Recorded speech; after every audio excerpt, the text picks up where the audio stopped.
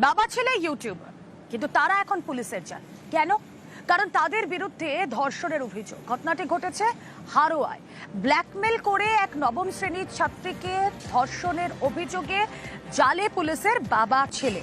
Social মিডিয়ায় reels বানানোর নামে নির্যাতন। উত্তর 24 পরগনার হারোয়ার বাছড়া মোহনপুরের ঘটনা। কথা বলবো, প্রতিনিধি অনুপম রয়েছেন সঙ্গে। অনুপম, কি ঘটেছিল এক্স্যাক্টলি? কিভাবে ব্ল্যাকমেল করা হতো? অভিযোগ কি?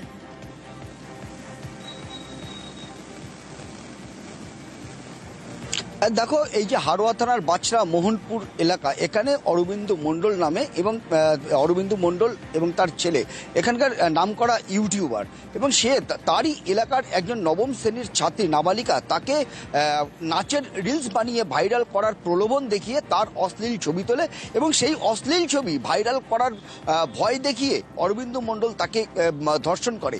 এবং এই অরবিন্দ মণ্ডলের ধর্ষণের কথা অরবিন্দ মণ্ডলের ছেলে তাকে যখন এই নাবালিকা বলে, তখন সেই অরবিন্দ মণ্ডলের ছেলে বলে যে তোমার চিন্তা করতে হবে না, আমি তোমাকে বিয়ে করব বলে সিঁদুর পরিয়ে দেয়। এবং সিঁদুর পরানোর পরে তাকেও ঘরের ভেতরে ঢুকিয়ে নিয়ে গিয়ে তাকেও ছেলে আবার ধর্ষণ করে।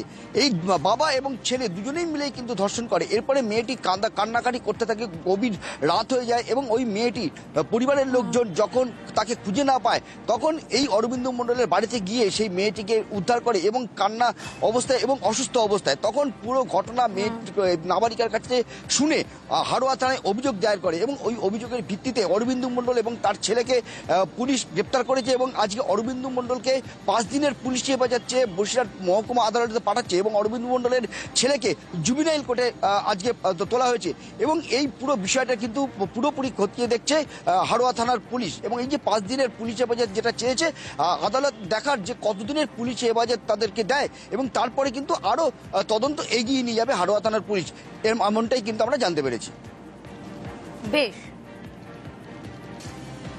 ওকে নাচ শেখার জন্য নিয়ে যাই, বাড়িতে একা পেয়ে সায়নের বাবা ভিডিও তৈরি করার নাম করে ওকে ধর্ষণ করে। সায়ন বলে যে তুমি চিন্তা করো না, এইসব ভিডিও বানাতে গেলে এই ধরনের কিছু কন্টেন্ট তৈরি করতে হয়। ও বলে যে আমি তোমাকে বিয়ে করব বলে নাবালিকাকে সিঁদুর পরিয়ে দেয় এবং বলে তুমি আজ থেকে আমার স্ত্রী বলে ওকেও ধর্ষণ করে। ওকে আনতে গেলে ওরা বাধা দেয় আসামিরা, এবং এর মধ্যে 2জন গ্রেপ্তার হয়েছে, বাবা এবং ছেলে, বাকি 2জন অধরা।